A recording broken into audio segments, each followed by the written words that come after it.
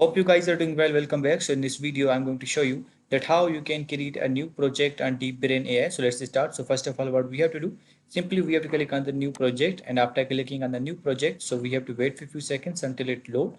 So as you can see, the new project is created. Now simply we have to provide the details here. Now as you can see, if you want to write a script here, you have to write the script here. Now simply I'm going to copy the script from Google. So as you can see, I have pasted a description here. Now simply what I'm going to do, I'm going to click on the listen, and after clicking on the listen, let's see how does it work. So we have to wait for a few seconds.